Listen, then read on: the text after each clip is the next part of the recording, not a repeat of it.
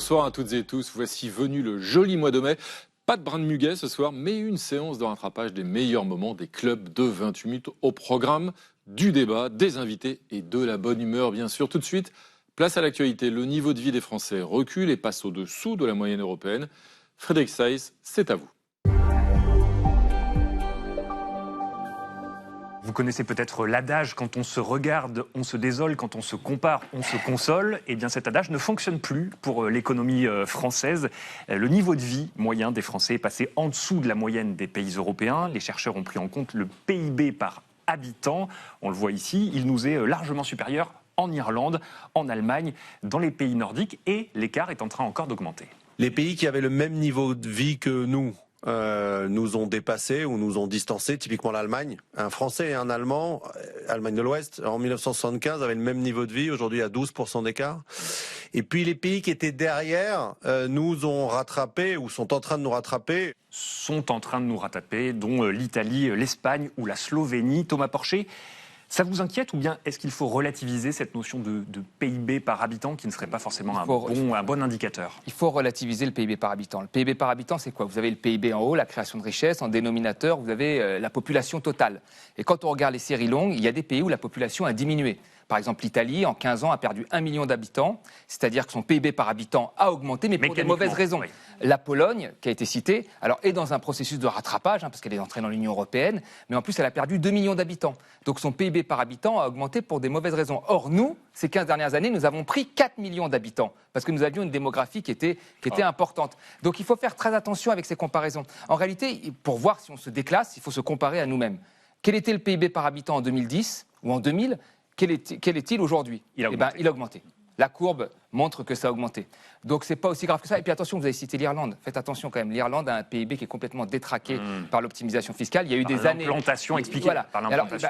Vous avez... En fait, ils exportent des bilans comptables, ils importent des bilans comptables. Les Irlandais n'en voient pas trop la couleur. Et vous avez des années où le taux de croissance irlandais est à 25%. Ce qui est complètement hallucinant, vous voyez ? Et donc, qui ne représente en réalité rien. Donc, faisons attention aux comparaisons internationales quand même. Floridon, vous voulez rassurer, la France va bien et c'est parfaitement compétitif par rapport à... D'autres indicateurs qui peuvent aussi nous inquiéter. Je pense aux 117% de notre dette sur notre PIB, au fait qu'on n'ait pas voté de budget à l'équilibre depuis 1974, au fait qu'on a quand même des marges de manœuvre extrêmement contraintes et limitées. Mais je ne veux pas céder au discours du déclin non plus. Je pense que tout ça n'est ni irréversible ni inéluctable. Il y a encore des atouts, mais c'est vrai que la campagne de 2027, elle devra aussi se faire sur de l'effort. Pourquoi est-ce qu'un certain nombre des économies du tableau que vous venez de montrer ont réussi à rattraper la France ? C'est parce qu'ils ont eu des réformes, notamment après la crise économique de 2008. Je pense à l'Espagne, au Portugal, à l'Italie aussi, qui ont été engagés et qui leur ont permis de remonter la pente. Qui ont aussi tous repoussé l'âge de la retraite d'ailleurs. Exactement. Et ces réformes-là, nous, on ne les a pas faites à ce moment précis. Est-ce qu'on réussira à les faire en 2027 ? Tout dépendra bien sûr de la campagne et de l'élection. L'Italie a une dette plus élevée que nous. Ouf, disons-le. Voilà. Natacha. Donc être maire avec un budget en France qui prévoit 5% de déficit, est-ce qu'on a des chances de remonter dans ce classement ? Non, mais il y a des choix collectifs qui ont été faits en France. Le choix collectif, c'est toujours plus de dépenses publiques, toujours plus de prélèvements. Donc, évidemment, ça ne favorise pas la prise de risque. On refuse de faire des choix. Par exemple, il faut réarmer. C'est aussi simple que ça. Nous devons réarmer massivement. Mais en même temps, les Français en ont vaguement conscience, mais ils veulent maintenir la retraite à 62 ans ou 63 ans, alors que partout ailleurs, c'est en train de monter vers les 70 ans. Alors, quand on voit... J'insiste sur la défense, parce que c'est très intéressant, lorsqu'on dit on se déclasse, regardez la créativité, ne serait-ce que dans le domaine de la défense, parce que d'un seul coup, on regarde ce qui se passe avec des petites entreprises qui créent des choses extraordinaires. En France, évidemment. Nous ne sommes pas déclassés. Nous avons un savoir-faire, une technologie, de l'intelligence, etc. Et des gens formés, bien plus qu'aux États-Unis. Les États-Unis, ils importent des cerveaux. Nous, on en exporte. Donc moi, je pense qu'il faut arrêter avec ce discours-là. Il faut faire des choix sociaux, ça c'est vrai, et il va falloir un jour taper dans les retraites, mais et augmenter l'âge de la retraite, pas diminuer les retraites, mais augmenter l'âge de la retraite vers les 70 ans, et pour le reste, eh bien, en tous les cas, il n'y a pas de désespoir à avoir pour la France. Vous en êtes la preuve qu'on exporte des cerveaux, jusqu'à Bruxelles. Frédéric.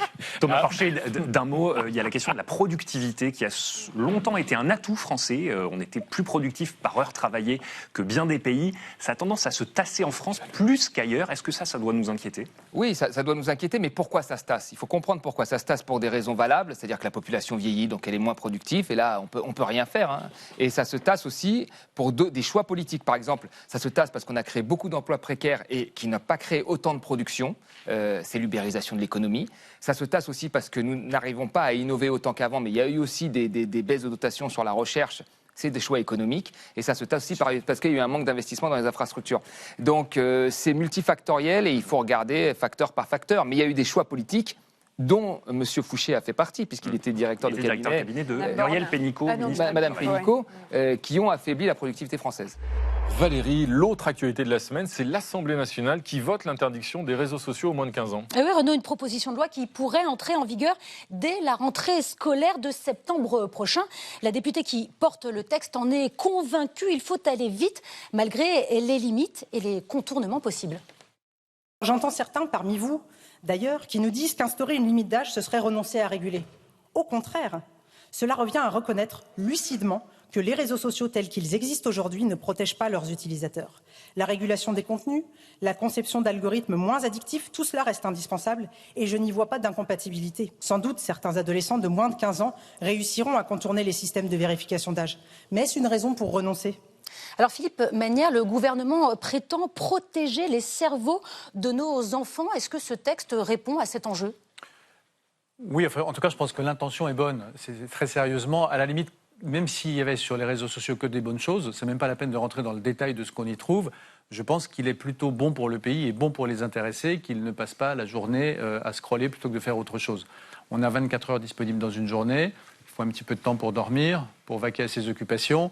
Si les 2 ou 3 heures qui restent, on les passe sur les écrans, par définition, on ne lit pas et on ne fait pas d'autres choses qui seraient plus utiles. Donc moi, je suis plutôt, en général, vous me connaissez, assez hostile à des réglementations. Celle-ci me semble nécessaire, je pense même qu'elle arrive tardivement. Alors, Rokhaya Diallo, l'Australie applique depuis plus d'un mois maintenant une interdiction d'accès aux réseaux sociaux pour les moins de 16 ans. Et 4,7 millions de comptes ont été fermés. Est-ce que c'est faisable en France ? Est-ce que c'est applicable ?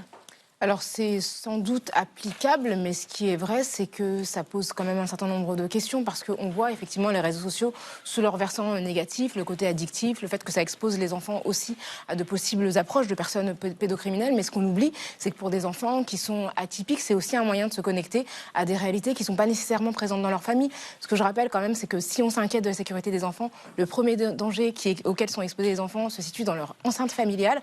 Et quand des enfants sont par exemple queer, se posent des questions sur leur devenir, le fait de pouvoir se renseigner sur les réseaux sociaux ou de se connecter avec d'autres enfants qui leur ressemblent, c'est important. Et moi, ce qui me préoccupe aussi, c'est qu'en Australie, on ferme les comptes en fonction de l'apparence physique des enfants. C'est-à-dire qu'il y a des enfants qui, d'ailleurs, les ont détournés en se maquillant beaucoup, en levant les sourcils pour avoir les petites rides sur le front. Ce que ça dit aussi, c'est que ça va nous ficher. Ça veut dire que, oui, potentiellement, on va devoir communiquer des données sur nos âges, sur nos faciès pour vérifier que nous sommes bien des adultes. Alors, ceux qui disent, voilà, justement, sur l'application et sur la mise en œuvre, certains, par exemple Éric Zemmour ou un certain nombre de responsables insoumis, disent qu'il y a un risque que nos données personnelles, puisqu'il faudra montrer que nous avons plus de 15 ans, eh bien, soient en quelque sorte détournées, utilisées. Est-ce qu'il y a un risque de dérive liberticide avec ce texte ? En fait, il y a forcément un risque de fichage et on se rend compte que plus l'État fait appel à du numérique, plus il nous emprisonne dans une traçabilité qui, demain, pourrait poser problème. En même temps, ces ados, ils ont besoin à la fois d'être informés, et c'est ce que dit Rokhaya, mais ils ont besoin aussi de ne pas être enfermés. Et aujourd'hui, on sait très bien qu'avec cet effet spirale, cet effet silo, ils se retrouvent dans des comportements terriblement à risque, des comportements qui peuvent les mener dans des issues dramatiques. Par exemple, aujourd'hui, l'accès aux sites pornographiques est interdit aux moins de 18 ans. Il y a des dispositifs, c'est contourné. Mais ça fonctionne globalement. Ça fonctionne, oui. Ça fonctionne. Demandez à ceux qui vendent des sites pornographiques, ils trouvent que c'est une réelle contrariété, parce qu'effectivement, on ne peut pas aller sur les sites comme on pouvait y aller avant. Moi, je pense que toutes ces questions d'interdiction avec les meilleures intentions du monde, on peut les critiquer, parce qu'effectivement, c'est toujours marginalement liberticide et il y a toujours des risques.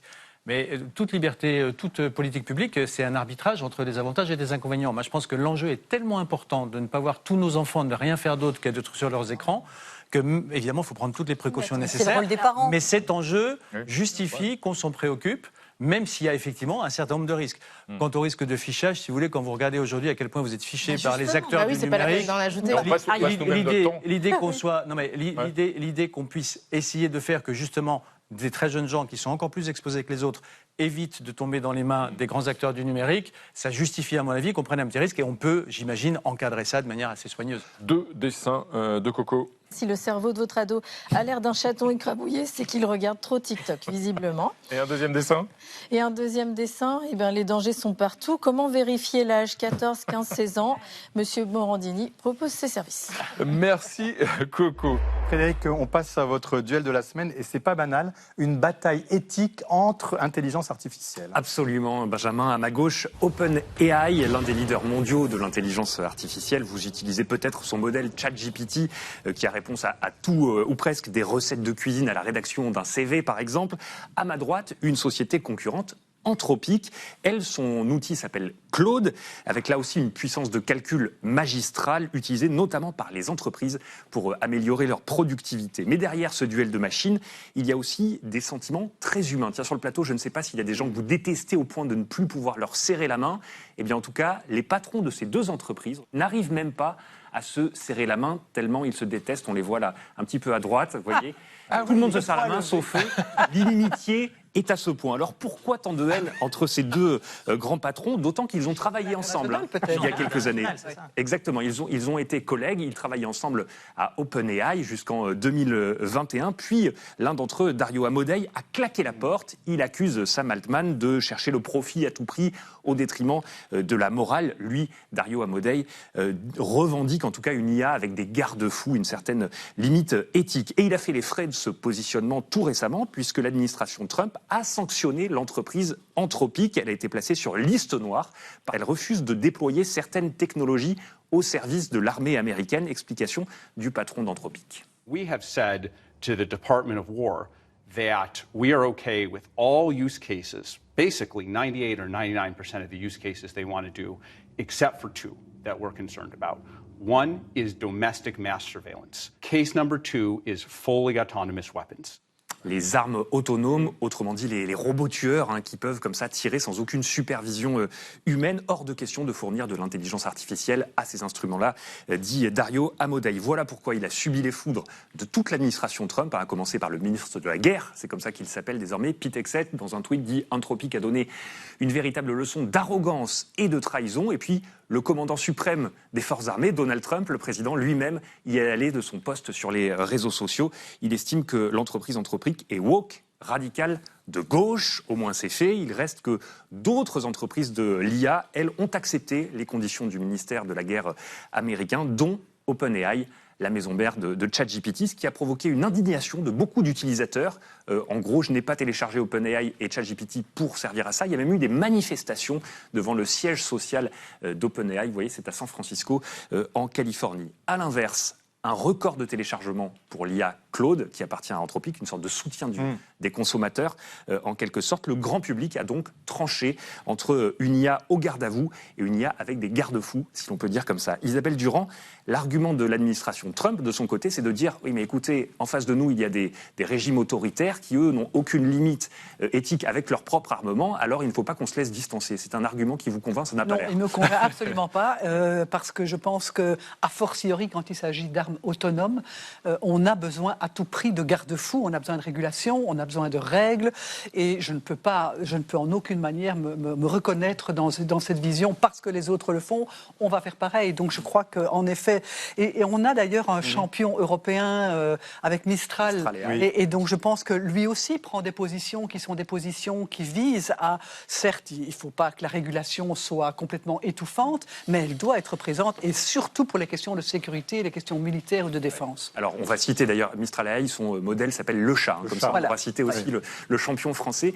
Léo Rossel, alors peut-être qu'on peut voir Anthropic comme le chevalier blanc, il faut quand même nuancer cette image puisque l'entreprise a été mise en cause en justice pour avoir pillé des millions d'ouvrages pour nourrir sa machine, je le signale au passage.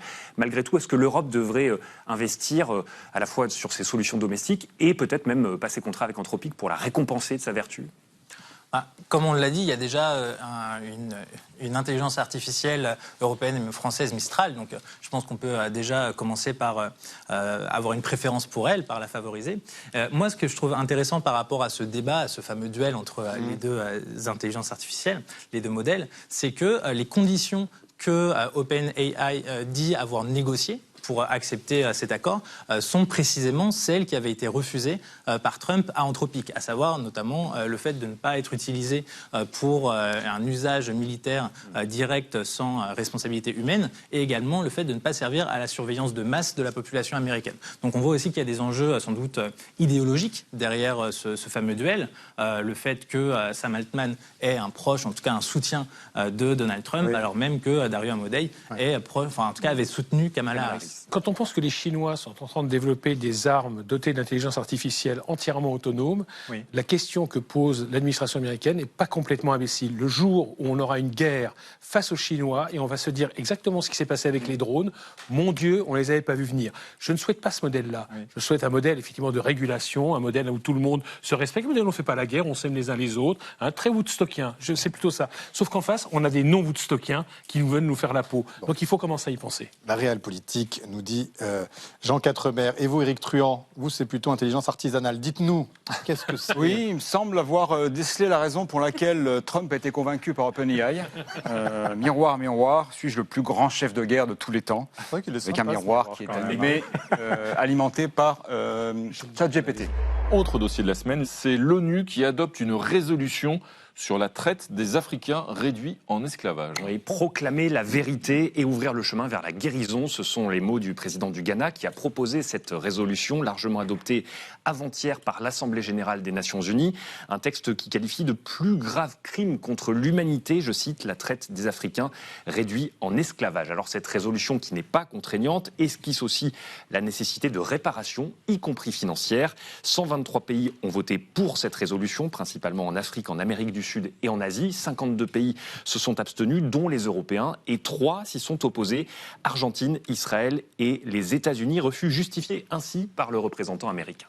The United States strongly objects to the cynical usage of historical wrongs as a leverage point in an attempt to reallocate modern resources to people and nations who are distantly related to the historical victims. The United States also strongly objects to the resolution's attempt to rank crimes against humanity in any type of hierarchy. Alors Sylvie Brunel, comment vous percevez-vous cette résolution des Nations Unies, effectivement, risque d'une hiérarchie des crimes contre l'humanité ou bonne chose, bonne avancée? Je crois que c'était vraiment nécessaire, que c'était très attendu. Il faut quand même se souvenir que c'est une des plus grandes déportations de l'histoire. Plus de 15 millions de personnes, dont beaucoup sont mortes, qui sont arrivées pour 1 million en Amérique du Nord. Aujourd'hui, la population afro-américaine, c'est 43 millions de personnes qui sont souvent dans des situations extrêmement dures en Amérique et qui vivent d'ailleurs le délit de faciès, et puis en Amérique du Sud aussi, et notamment au Brésil.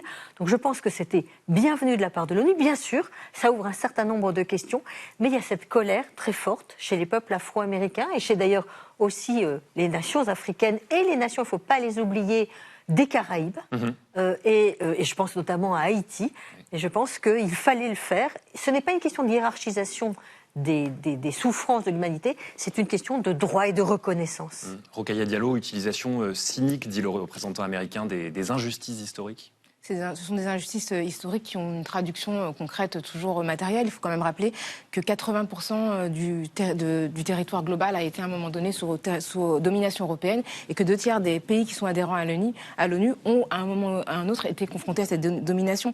Et c'est une domination qui a un impact extrêmement fort. Il faut rappeler que nous sommes aussi concernés en France. Les Amériques, c'est une partie de notre territoire. Donc nous avons des concitoyens, que ce soit dans l'océan Indien ou dans les Caraïbes, qui sont descendants de cette histoire. Et les disparités économiques qui traversent la France sont criantes. Quand on voit la situation de la Guadeloupe, de la Martinique, de la Réunion, on voit qu'il y a un taux de chômage, un racisme systémique qui les frappe de manière extrêmement importante encore aujourd'hui. Donc c'est une histoire qui a des incidences et la réparation, c'est aussi de reconnaître ce racisme systémique qui frappe la France. Philippe Manière, la reconnaissance de l'esclavage est une chose. La loi Taubira en France d'ailleurs le fait depuis 2001. Mais cette idée donc avancée dans cette résolution de plus graves crimes contre l'humanité, est-ce que ça introduit un risque de hiérarchisation avec d'autres crimes contre l'humanité? Est-ce qu'on peut faire une sorte de hit parade entre la réponse à votre question est dans la question. C'est vrai que c'est ça qui est troublant. Et c'est pour ça que le représentant américain, même si la position américaine est contestable, n'est pas intellectuellement inaudible. C'est vrai qu'on ne peut pas dire celui-là est un plus grand crime contre l'humanité. Le crime contre l'humanité, par définition, c'est le crime absolu. Et donc, que ce soit celui-ci ou un autre, ce sont des crimes contre l'humanité. Il y a aussi autre chose moi, qui m'a troublé. J'ai pas réussi à retrouver le wording, le texte exact, le verbatim. Le verbatim. Mais je comprends qu'il s'agit de condamner la traite dite transatlantique. Alors évidemment, elle est condamnable. Personne ici ne va dire le contraire, et surtout pas moi. En revanche, c'est pas la seule traite des esclaves qui a eu lieu dans l'histoire. On ne parle pas du tout, et je pense qu'il faudra en fait creuser le sujet de ce qu'est devenu l'ONU, c'est-à-dire une chambre de... On ne parle pas du tout de la traite arabo-musulmane qui a duré plus de 10 siècles. Qui a duré beaucoup plus longtemps, parce que bon, c'est triste, elle a duré plus longtemps, parce que les pays d'Occident ont mis beaucoup de temps à cesser ce crime. On peut évidemment le déplorer, je le déplore. Enfin, ils sont malheureusement les premiers à l'avoir fait. Il y a d'autres pays qui ont continué. Et il ne faut pas non plus mélanger colonisation et esclavage, appropriation des ressources. Tout ça sont évidemment des crimes et on peut en discuter, mais ça n'est pas la même chose. Et puis, je ne suis pas non plus, moi, insensible à l'idée qu'effectivement, c'est difficile d'apporter des réparations à des descendants de descendants de descendants. Vous voyez, il y a eu des enlèvements au Canada des populations autochtones. Il y a eu des exactions qui ont eu lieu dans certains pays d'Afrique aussi, qui sont beaucoup plus récents. Et on voit très très bien que le droit à l'indemnisation, il apparaît comme une évidence. Quand on remonte dans le temps, je pense à la question, c'est une question qui est presque plus philosophique que financière. C'est compliqué. Quel droit ai-je à dire que le père du père de mon père a subi un dommage et donc j'ai droit à réparation? Je trouve que c'est compliqué à expliquer. Thibaut Soulcier. Eh oui, la traite des Africains en esclavage déclarée pire crime contre l'humanité. Et Donald Trump et ses copains nous disent, pour l'instant, on espère toujours faire mieux. Merci Thibaut. Continuons ensemble notre séance de rattrapage des meilleurs moments des clubs de 28 minutes avec David Castello-Lopez, bien sûr, mais aussi des invités formidables, une prof reine de l'orthographe et des expressions françaises, une auteure malentendante qui écrit sur les vaches de mer et un humoriste qui imite à la perfection Fabrice Lucchini. Avant cela, Marjorie Adelson, c'est l'heure de votre point com et vous nous parlez d'une polémique vestimentaire à la SNCF. J'en profite, Renaud, d'ailleurs, pour vous dire que vous êtes très élégant. C'est vrai? C'est gênant. On nous regarde, hein, Marjorie. Merci en tout cas. Merci. Vous aussi. Merci. En fait. Mais apparemment, tout le monde n'a pas notre classe, notamment les cheminots. C'est en tout cas ce que pense la SNCF. Elle a donc créé un guide de l'élégance qui leur est destiné, vous le voyez, un guide qui n'aurait pas été autorisé à être diffusé, mais qui a quand même fuité. 40 pages donc de conseils beauté pour incarner l'élégance à la française. Sauf que ce guide, eh bien, il a créé un tollé. Pourquoi ? Déjà parce qu'il préconise aux contrôleurs et contrôleuses de s'habiller selon leur morphologie. Alors, vous ne connaissez pas ma morphologie, ce n'est pas grave, le fameux guide vous permet de le savoir en répondant à quelques questions. Mesdames les contrôleuses, sachez par exemple que si vous avez une forme en haut, on vous conseille d'éviter les rayures et les vêtements trop moulants. Objectif, affiner la silhouette. Alors pour certains internautes, c'est vraiment l'incompréhension. C'est Christina Cordula à la tête de la SNCF, nous dit-on, en référence donc à la fameuse animatrice et conseillère en vêtements. Et ça ne s'arrête pas là, car on trouve aussi des tutos maquillage. On vous conseille par exemple d'utiliser un fond de teint plus doré, Renaud, pour un effet bonne mine, mais vous n'en avez pas besoin. Je veux voir.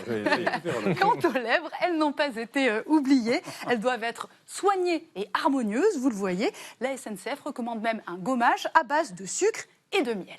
Bref, des lèvres douces au travail, c'est fondamental. Alors, ces conseils sont considérés par certains d'un autre temps et ça a outré beaucoup d'internautes. La SNCF ferait mieux de s'occuper plutôt de la qualité du service public ferroviaire, nous dit-on. Le professionnalisme des cheminots ne se mesure ni au mascara ni au rouge à lèvres, mais à leur travail au service des usagers. Alors du côté des syndicats, vous vous en doutez, ça ne passe pas non plus. Sudrail, par exemple, a exigé le retrait immédiat du document. Il affirme que le corps des travailleurs n'est pas à disposition de l'entreprise. La CFDT dénonce quant à elle des idées d'un autre siècle. Alors face au scandale, le directeur de TGV Intercité a fait profil bas.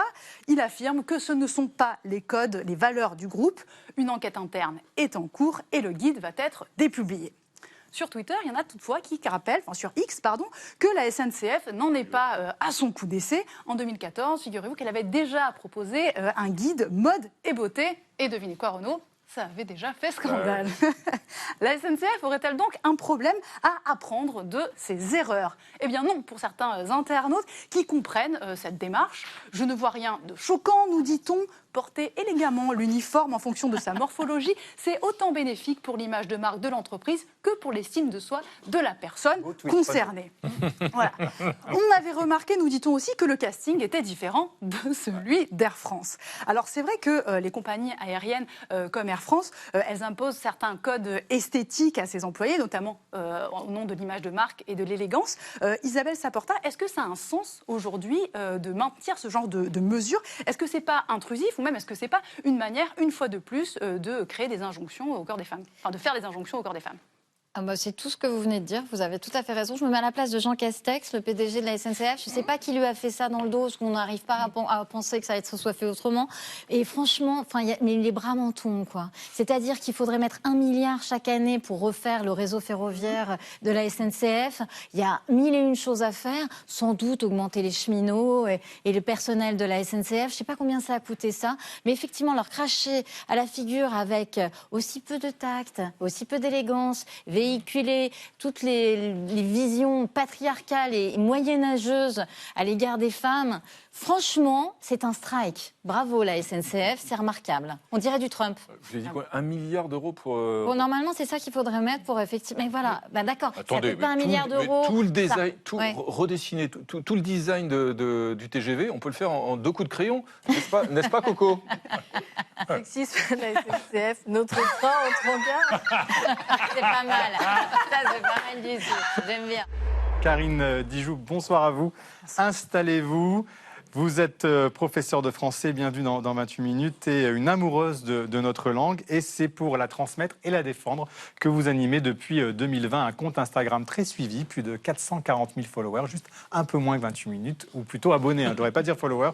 Son nom s'appelle Les Parenthèses élémentaires. Alors, est-ce que c'est en hommage à Michel Houellebecq, Les particules élémentaires, ou pas, son livre? Absolument. Absolument. C'est un livre que vous aimez beaucoup, et en même temps que vous aimez beaucoup. Alors, vous vénérez l'orthographe. Et d'ailleurs, vous la vénérez tellement que vous en faites des livres. Hein. Il n'y a pas que des comptes Instagram. Et dans le dernier, Le français avec encore plus de style, qui est paru chez First Edition, eh bien, vous vous amusez en listant toutes ces heures du quotidien dans notre prononciation. Et par exemple, on ne dit pas sempiternel. On dit quoi alors? On est censé dire sempiternel, comme agenda, consensus. Quand on a le EN qui vient du latin, eh bien, on est censé le prononcer un. Bon. Et puzzle, alors on peut dire puzzle ou pas? On peut dire les deux, puzzle ou puzzle. Bon.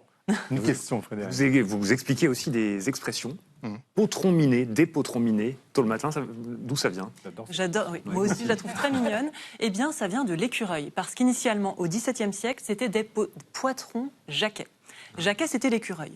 Sauf qu'on en voyait peu, mais l'écureuil nous tournait le dos. Le poitron, c'était son postérieur, qui vient du latin posterio, qui veut dire derrière.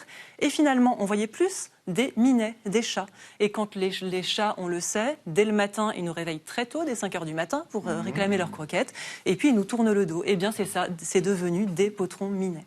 Et alors, cucul la praline, qui est une expression que j'aime beaucoup, d'où ça vient? Alors, on ne sait pas d'où vient le fameux cucu pour désigner quelque chose de niais. Donc, cucul la praline, ça veut dire mièvre. Et c'est vrai que c'est une expression un peu nostalgique. On pense à nos grands-mères quand on utilise cette expression. Et ça vient peut-être du maréchal Pralin, qui a inventé les fameuses pralines, les amandes recouvertes de sucre, ou peut-être de l'île Pralin aux Seychelles, où les grosses noix de coco s'appelaient coco-fesses. Et donc, c'est par assimilation qu'on a dit cucul la praline. Oui. Et alors, Jean, vous avez une question? J'ai une expression que j'adore. Est-ce qu'on connaît son origine? Je m'en cogne le coquillard avec une pince à huître. Est-ce que vous la connaissez? Alors, je ne la connaissais pas. Et ben voilà. Ça sera pour votre prochain livre. J'en ai quelques-unes, si vous voulez. Sans cogner le coquillard, je l'avais déjà entendu, mais avec une pince à huître, écoutez, je trouve ça magnifique. Merci. C'est vrai qu'en plus, vous aimez la musicalité des mots. Hein. Pour vous, c'est important. Lequel, par exemple, vous apaise le plus? J'aime beaucoup suranné. Suranné. Et tous ces synonymes, c'est-à-dire désuet, obsolète. C'est moi. Mais vous n'êtes pas suranné, vous êtes vraiment dans l'air du temps. Non. Alors, ça dépend des moments, pareil. Frédéric. Donc on l'a dit, vous êtes également sur Instagram, sur les réseaux sociaux, on peut vous suivre, vous donne des conseils, vous faites des dictées. Pourquoi vous avez fait ce choix d'aller sur les réseaux sociaux? C'est moins pénible que le chahut en classe? J'ai les deux, puisque je suis toujours enseignante dans un collège classé REP+, à Paris. Donc bien, j'ai besoin de beaucoup d'énergie. Vous n'êtes pas qu'une influenceuse alors? Non, pas du tout. Bon, ça va. Non. Et c'est ça qui m'inspire aussi, le langage des jeunes. Je trouve que c'est une véritable source d'inspiration. Et j'avais envie de transmettre à des adultes également. Donc ça fait comme ça, j'ai une tranche, un public beaucoup plus large que seulement ma salle de classe. Et justement, vous êtes en contact régulièrement donc avec des jeunes. Est-ce que vous trouvez qu'aujourd'hui, ils ont un vocabulaire qui est moins riche? Parce qu'on critique toujours la façon de parler des jeunes, on dit qu'ils s'appauvrissent, etc. Est-ce que vous êtes d'accord avec ça? Je trouve qu'ils ont beaucoup d'inventivité. Et ce que j'adore, c'est voir tous les mots anciens, justement, daron, daronne. C'était de l'argot d'autrefois qui revient à la mode. Donc, est-ce que c'est plus pauvre? Peut-être, mais en tout cas, ils savent adapter leur langage. C'est-à-dire que quand ils s'adressent à nous, ils ne vont pas s'adresser n'importe comment comme ils le font à leurs camarades. D'accord. Il y a des mots, alors aussi, que vous aimez ressusciter en quelque sorte des mots oubliés. Sapide, par exemple. Oui. Alors, c'est le contraire de quoi, sapide? D'insipide. Alors, insipide, tout le monde le connaît. Ouais. Alors que sapide, donc ça veut dire qu'il y a du goût. Et plutôt que de dire d'un aliment qui a du goût, on peut dire qu'il est sapide. On l'a dans l'agroalimentaire, où on va parler d'agents de sapidité. Donc ce sont des agents qui donnent du goût aux aliments. Merci encore à vous, Karine Dijoux. Et vous avez un dessin d'Éric Roland qui vous est dédicacé. Qui voit-on là? Une double dédicace à la fois à vous et à Jean. Ah. Parce que je ne comprends pas, j'ai juste dit Cotillard. La romancière Adèle Rosenfeld, nous l'avions reçue dans 28 minutes pour son premier roman, Les Méduses n'ont pas d'oreilles, l'histoire d'une jeune femme proche de la surdité dans l'attente d'une opération qui la rattachera au monde des sons, un récit qui s'inspirait de votre propre histoire personnelle de malentendante. Et dans votre nouveau livre, Adèle Rosenfeld, vous ressuscitez un animal marin mythique, oublié, totalement oublié, les vaches de mer, l'extinction des vaches de mer, c'est chez Grasset. Alors c'est quoi ces vaches de mer? Comment les décrire? À quoi ça ressemblait, les vaches de mer?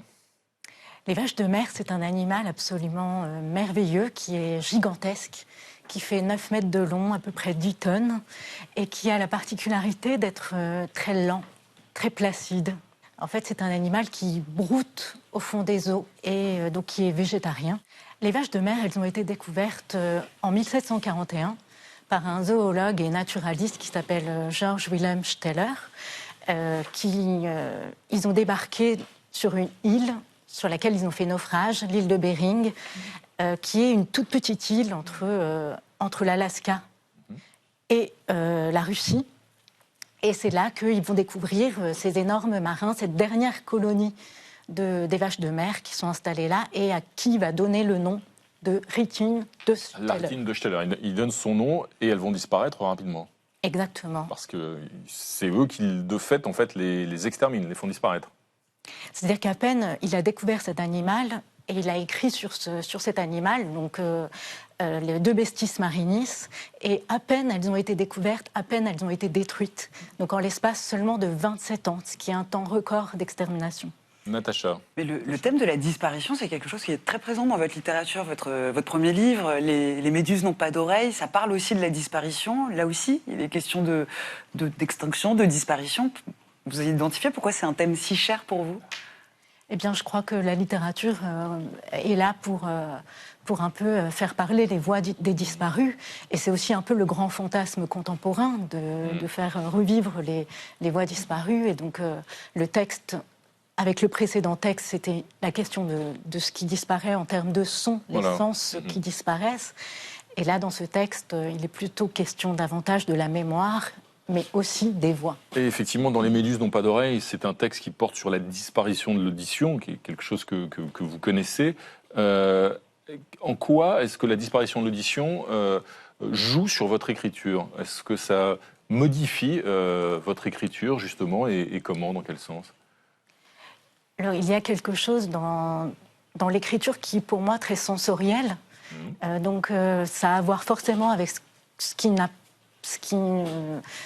avec l'absence, et c'est convoquer cette absence-là pour essayer de retrouver une sorte d'intensité sensorielle par l'écriture.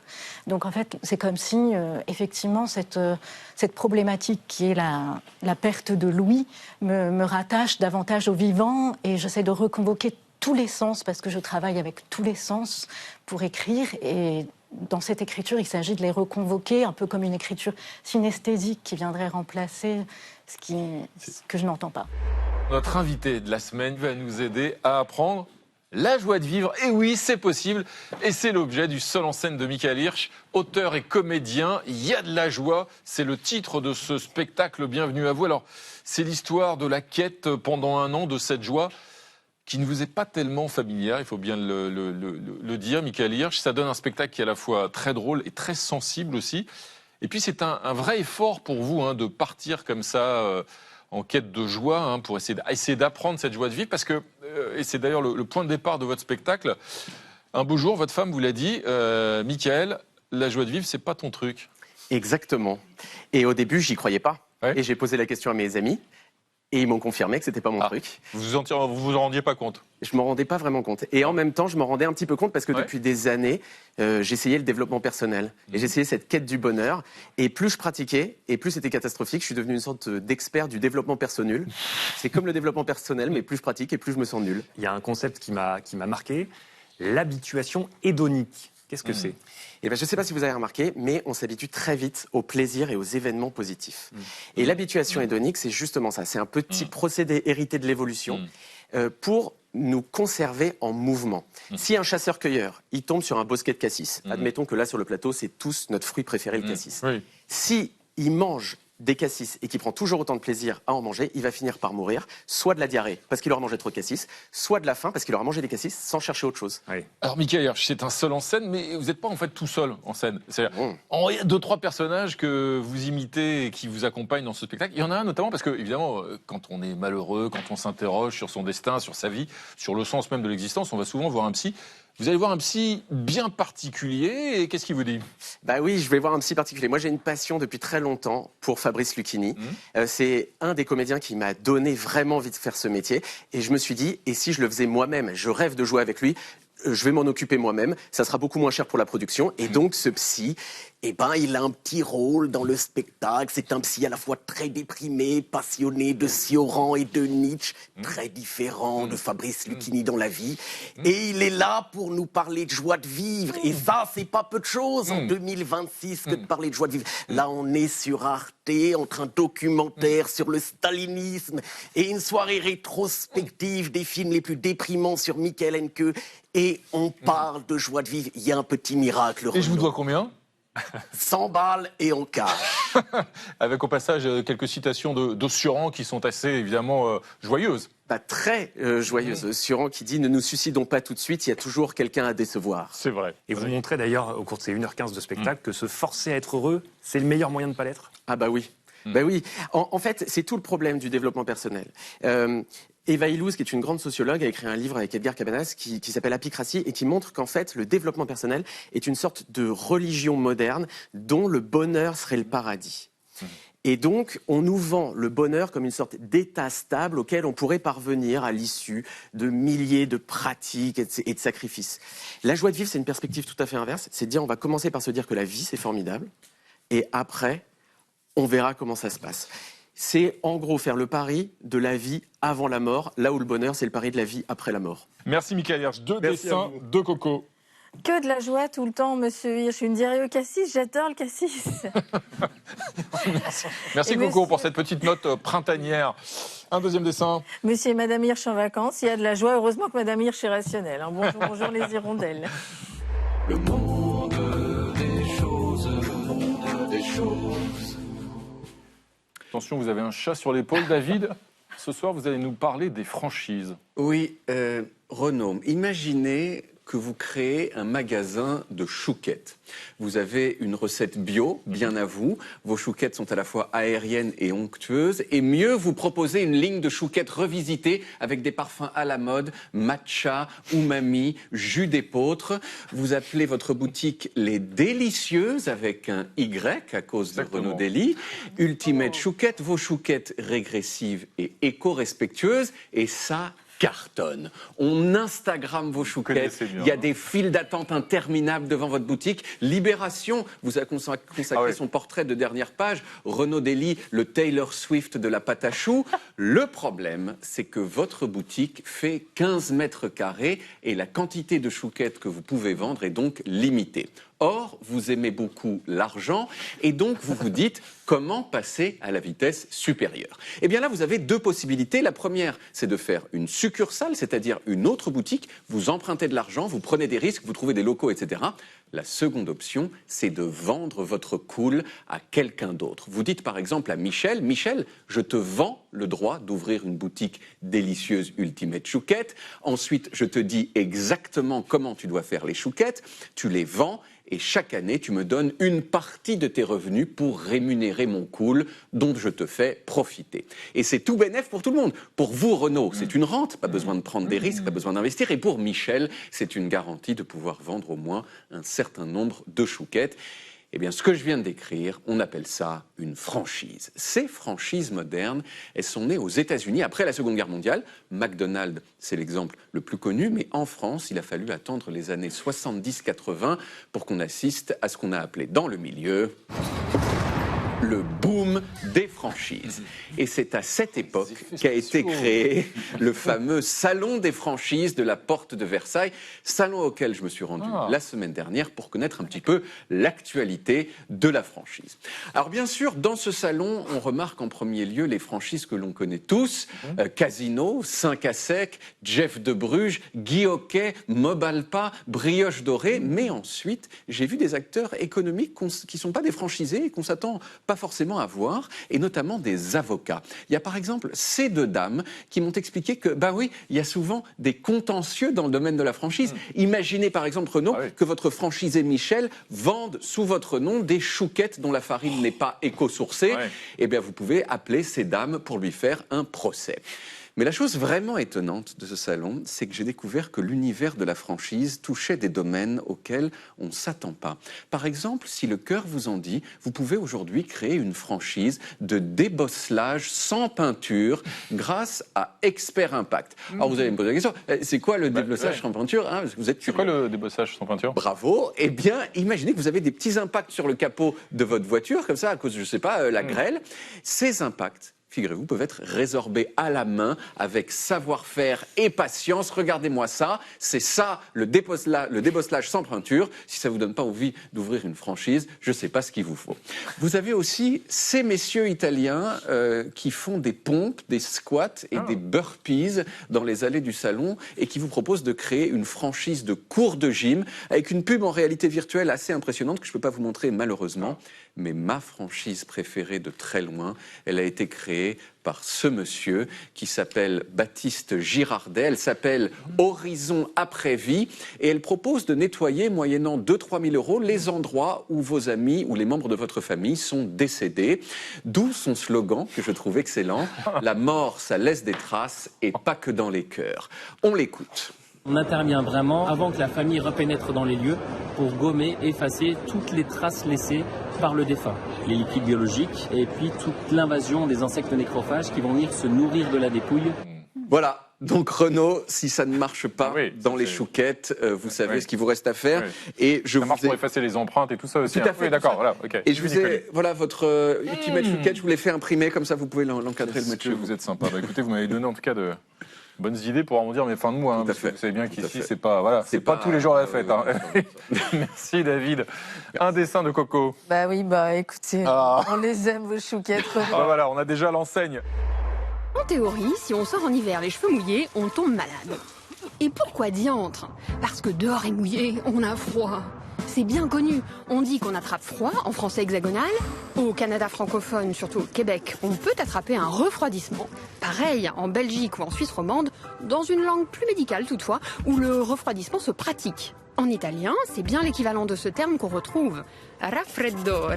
Mais ça concerne aussi d'autres langues, comme l'anglais, où le rhume se dit cold, et l'allemand, évidemment, Erkältung. Froid, freddo, cold, kelt. D'un commun accord multilingue, quand on se pèle les miches, enfin les cheveux, on risque d'attraper la mort, mais ça, c'est en théorie. Parce qu'en pratique, le froid ne rend pas malade, malgré tout ce qu'on dit. Il y a même des pays, comme la Suède, où on prétend que le froid fortifie, et on colle les bébés à la sieste en plein air, bien emmitouflés pour l'immunité. Pas de mauvais temps, que de mauvais équipements. Alors je vous vois venir, vous allez me dire, dans ce cas, comment ça se fait qu'on soit tous malades en hiver? Avec ou sans cheveux, pantoufles ou écharpes. La science a émis plusieurs hypothèses, notamment celle de la meilleure résistance des virus et des bactéries en hiver. Il se pourrait aussi que ce soit lié à nos comportements. Lorsqu'il fait froid, nous sommes plus confinés et nous aérons moins. Autre hypothèse, le froid pourrait affecter nos défenses immunitaires, mais ce n'est pas tout à fait certain. La science cherche encore. Une chose est sûre pourtant, le froid n'est pas une cause de la maladie. Il faut un agent pathogène pour ça. Donc pour résumer, petit 1, on peut sortir les cheveux mouillés dans le froid, ne croiser aucun virus et rester en parfaite santé. Petit 2, on peut sortir les cheveux mouillés dans le froid, croiser un virus de gastroentérite et choper la diarrhée, mais les cheveux mouillés n'y seront pour rien. Et petit 3, on peut sortir les cheveux mouillés dans le froid, ne croiser aucun virus, rester en parfaite santé, mais mourir d'hypothermie. Et là, on pourra dire qu'on a vraiment attrapé froid.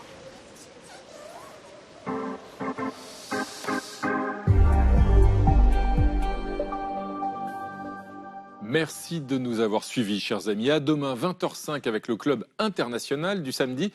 Et on se quitte en musique avec un clin d'œil à notre invité, Michael Hirsch. Charles Trenet, bien sûr. Il y a de la joie. Tchuss. Il y a de la joie. Bonjour, bonjour les hirondelles. Il y a de la joie. Dans le ciel par-dessus le toit, il y a de la joie. Et du soleil dans les ruelles, il y a de la joie. Partout, il y a de la joie.